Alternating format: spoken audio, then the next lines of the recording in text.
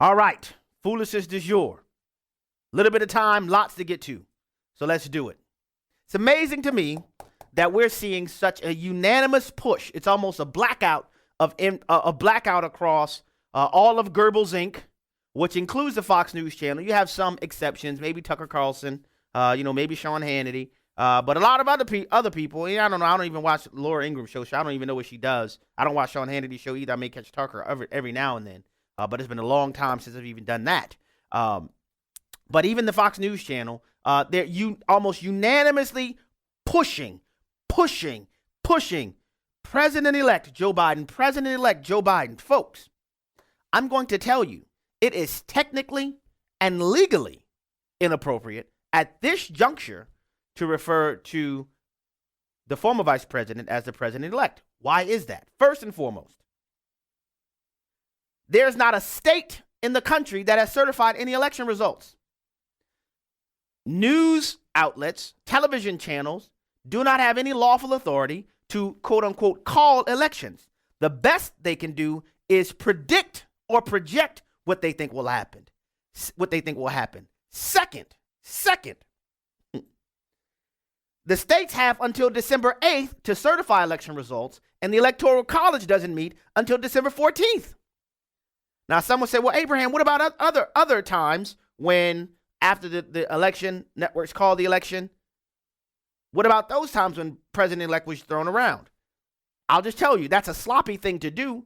But if you have the only opponent to the person who's projected to win who has conceded the election, that's a completely different ball game than what we have happening currently.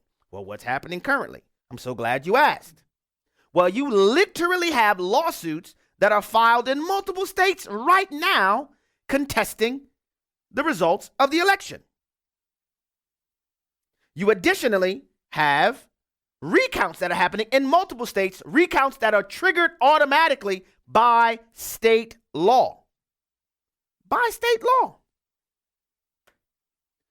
I've said it Friday, I'll say it again.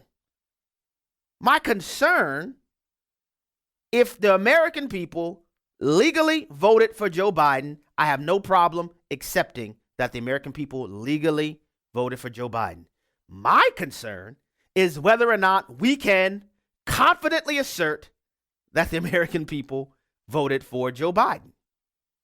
And if you believe everything is on the up and up, why would you be afraid to check it out? Might I remind you, year 2000. This is not like we haven't been here before, folks. There were 37 days between Election Day and when the Supreme Court stepped in the Bush v. Gore case. It's not like we're new to this. It's not like this is the first time this happened. And also, the U.S. Constitution has provisions within it expressly anticipating things like this happening. So why the rush? And it's amazing to me how these things are happening. So let me just tell you, there's litigation already filed in Pennsylvania, in Michigan. There's now litigation, I believe, filed in Wisconsin. There's litigation that's been filed in Arizona. There are automatic recounts going on in the state of Wisconsin. If the electoral totals are within 1%, the recount is automatic. In Georgia, if it's within a half a percentage, it's automatic. States across the country have that exact same provision. Then why the rush? I said it before. When former President Obama was elected, people, including conservatives, had no problem accepting the results of the election. That's why I'm telling you it's hyperbole to say, oh, conservatives just won't accept the results of the election. That's not true. But you're going to act as if there is no evidence. And that's the thing that's so remarkable. You have people saying, well, where's the evidence? Which, as I said on Friday, it's time for the Trump administration to stop just making blanket accusations of fraud and quote unquote election stealing. It's time to put up or shut up. If you have evidence, put the evidence on the table instead of just making broad-based accusations. Well, I hold in my hands right now, if you're watching any of the video streams, you can see it. 105 pages that include factual allegations. Then I have some audio for you for one of the members of the Trump litigation team explaining what they are expecting to prove in court. These are not just accusations that are being made without allegations that are being presented in court filings. We have litigation that's pending in court. One case is already at the Supreme Court level.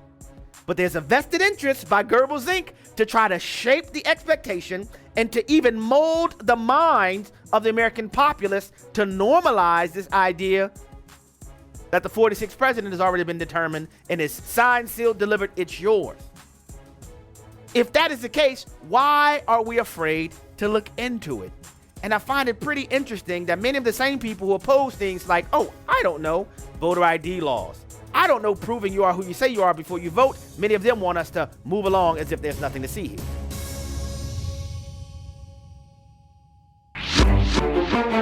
The Hamilton Corner podcast and one-minute commentaries are available at afr.net. Back to the Hamilton Corner on American Family Radio. Welcome back to the Hamilton Corner here in American Family Radio. Last segment, I got to go quickly.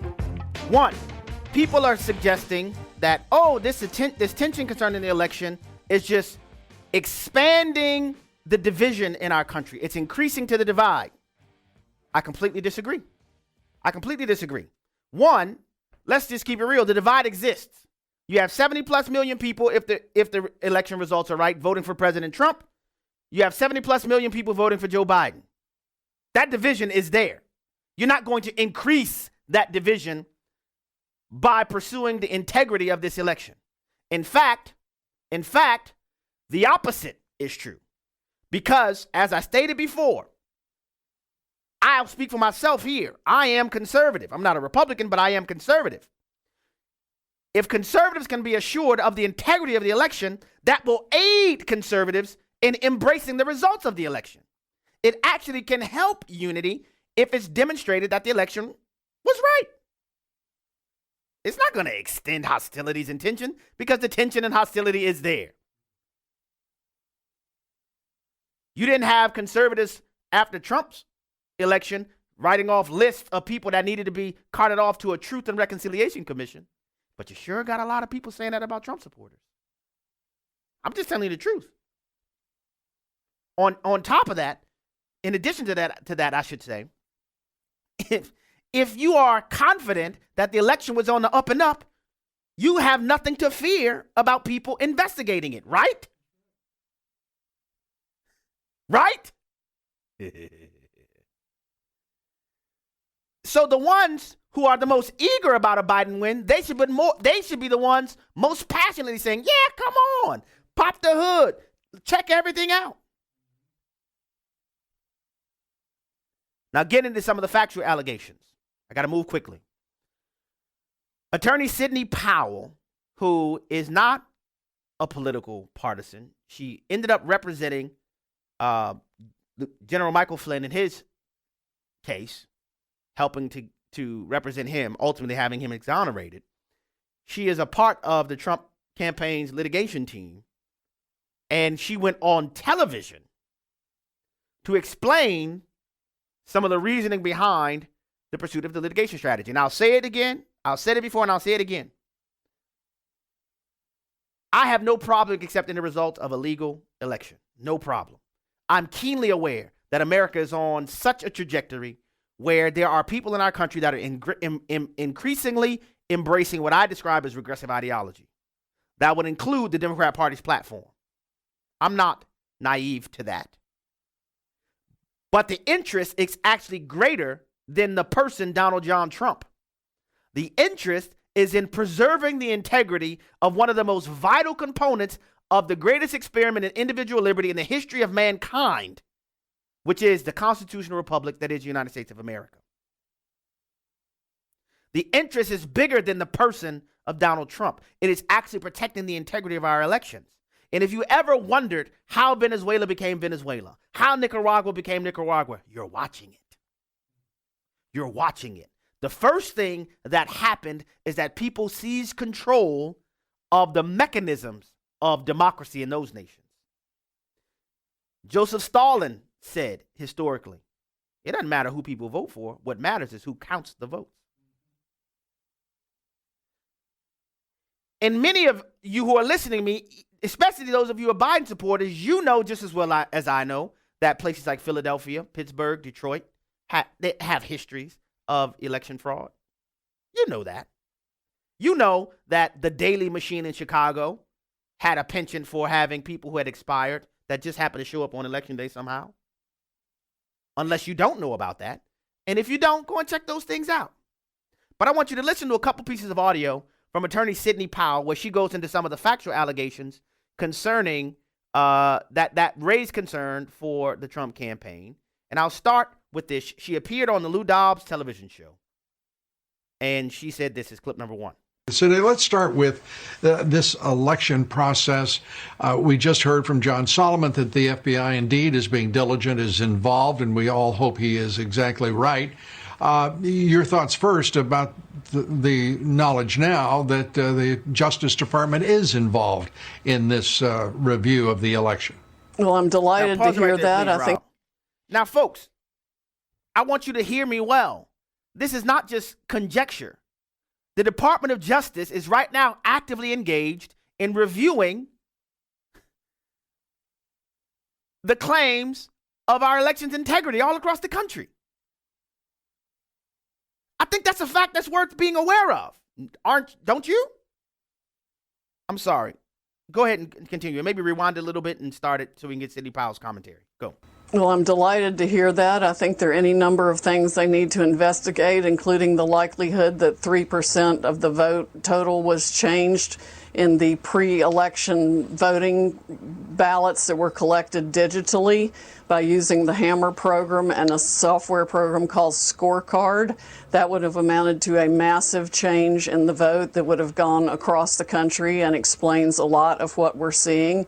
In addition, they ran an algorithm to calculate votes they might need to come up with for Mr. Biden in specific areas. I think that explains what happened in Michigan, where the computer glitch resulted in a change of votes of about 5,500 in favor of President Trump, just in one of 47 districts. All those districts need to be checked for that same, quote, software glitch, end quote, that would change the result in Michigan dramatically. The same thing is happening in other states. We've had hundreds of thousands of ballots mysteriously appear solely for Mr. Biden, which is statistically impossible as a matter of mathematics. It can all be documented. We are putting it into materials that we will file in federal court, and we need to seek relief in multiple states to enjoin the certification of any election results. Now, folks, did we not just witness the hearing on Capitol Hill concerning the usage of things like algorithms to censor certain pieces of information? Is it really? And again, I want you to just consider this, especially those of you who are Joe Biden supporters. Is it really that far-fetched that when we literally witness on election night, in the middle of the votes being counted, at one point all counting stops and the reporting of the counting stops? Then later on, it starts again. And Sidney Powell is asserting that there was an algorithm employed to calculate how many votes would be needed for Joe Biden. Again, if everything's on the up and up, cool. If everything is legit, cool. But aren't you interested in finding out whether or not everything is on the up and up?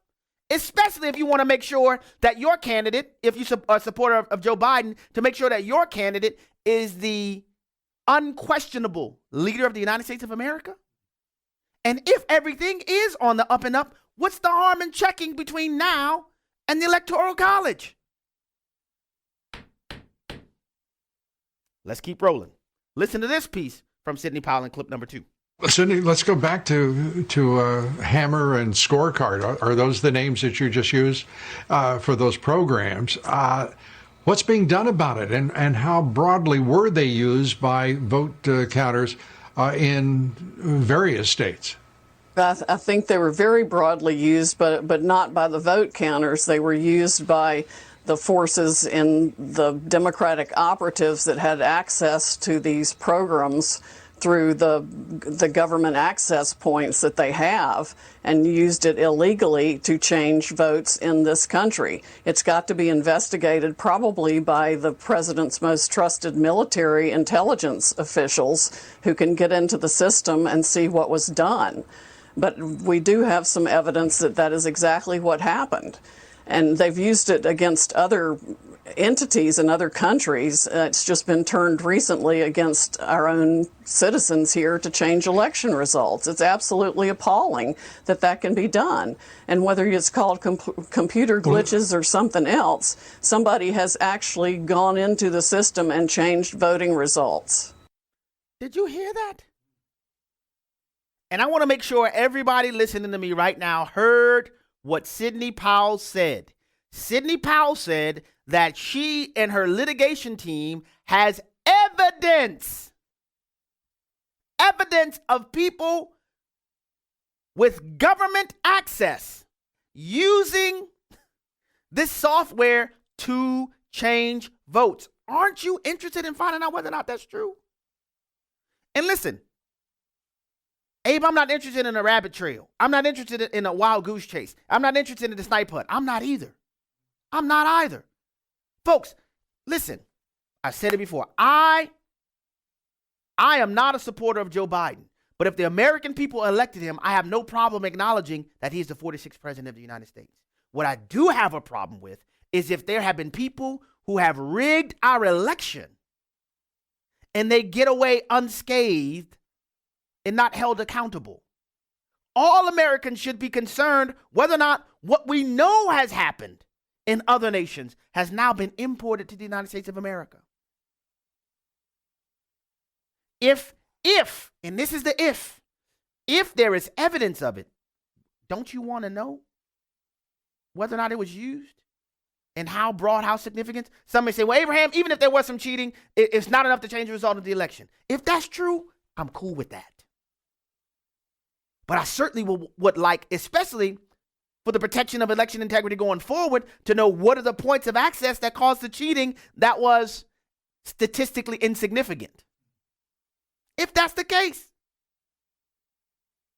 And she said there is evidence that there has been an employment of this software in other countries where they could have honed their skill, if you will, in utilizing it and then brought it back to the United States of America. If you, again, and I'm speaking specifically right now to Joe Biden supporters, passionate and fervent Joe Biden supporters. If that's your man, if that's your guy, don't you want to know whether or not any of these allegations are true? Wouldn't you be further bolstered? And listen, for the people saying that this continues disunity and division, did that happen between George Bush and Al Gore in 2000? No. The American people rested where the Supreme Court decided and continued along with even those who disagree with the Supreme Court's conclusion.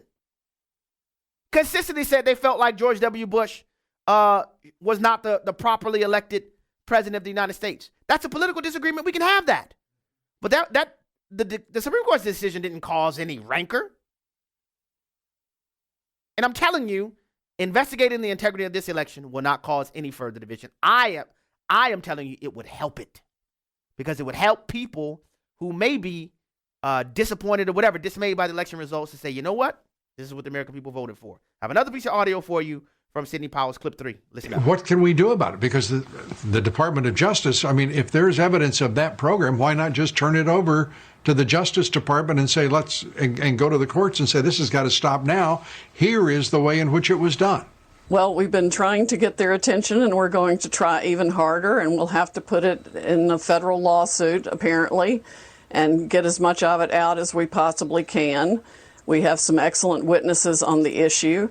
But this is coup 5.0, Lou. I mean, there was no reason to think that the Democratic operatives who spent hundreds of millions of dollars creating the Russia hoax, the Steele dossier, taking us through a special counsel operation for 2 years, trying an impeachment hoax, the apocalypse hoax, the obstruction hoax, wouldn't go so far as to create every means of voter fraud they could come up with to steal this election. That's exactly what happens. The president must fight back now in every way, shape, or form. We cannot let this republic be stolen by the Democratic operatives who want to destroy the republic and make it a socialist country where they continue to line their pockets with these backdoor global deals like the Biden laptop from exposes. Where's the lie? Do you think it's beyond the pale of consideration that those who will start with Spygate, using the Department of Justice to spy on then candidate Trump, then boiling that over into Steele dossier using a flat out lie by an FBI attorney by the name of Kevin Kleinsmith, who has been convicted in federal court for lying on Carter Page, to start the entire FISA circumstance that led to the Russian collusion investigation, that then, after that, President Trump calls Ukraine to investigate Joe Biden literally shaking down the Ukrainian president for $1 billion in loan guarantees, that Joe Biden admit that he did. And we now know the FBI had information of it from the Biden laptop while the impeachment scandal is going on. You think it's beyond the pale of consideration that the same people who would be interested in doing all of that would be interested in taking advantage of vulnerabilities in our election system across the country? Is that really that far-fetched when you see the depth and the intricacy with which the efforts to oust President Trump during his term of office were? That's a big stretch, man.